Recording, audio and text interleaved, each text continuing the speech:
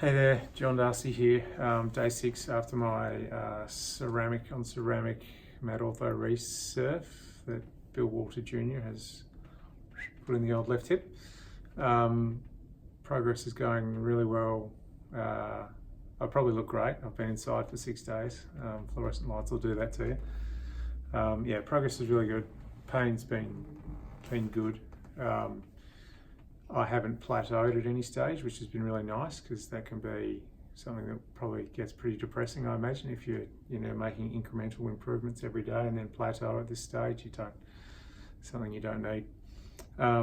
So yeah, day 1 and 2 for me, I was surprised at how stiff and swollen the whole sort of from knee up to the top of my hip were. And the swelling's pretty crazy, and I guess the numbness as well from the anaesthesia, that's quite full on.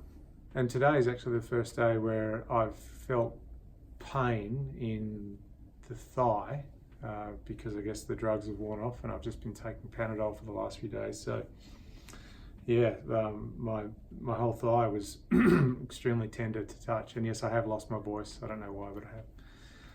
Yeah, very tender to touch. But yeah, again, progress is really well. I'm using 2 canes like this, and I'll probably put a video in a minute to show you of me walking with 2 canes. I found really light touch on the canes to be better, instead of just slamming them down. But I guess before I had the surgery, I thought, I'll take videos of me progressing through from walking with crutches to walking with, 1 crutch, to walking with canes, and then walking without anything, and showing the progress, and that'd be a real motivator. But I think the most important thing is, once you have the surgery, that stuff will come. It is not a race. And I've seen a few videos of people online where they clearly shouldn't be trying to walk without an instrument. They shouldn't be trying to stand up without an instrument. They just should be taking it far easier, because the first 6 weeks is so important. And I actually think it's a real gap in the patient literature that's supplied, is around that you have to take it easy because of these reasons. And I mean, the biggest one that stands out for me is the fact that a lot of the devices are cementless now, which means the device itself, the acetabular cup, for example, that goes into my hip socket, has a titanium coating on the back of it, and that needs to bond with your hip, and that doesn't happen in a few days. That takes time. So trying to be a show off and walk along a nature trail, or up and down stairs, or doing anything that's going to have an impact on that bonding process is crazy, because it's not about how good you are within 3 or 4 or 5, 6 days.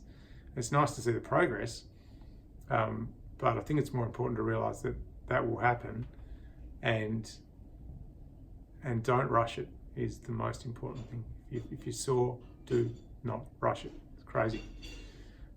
So yeah, again, been inside for well, in total 8 days now.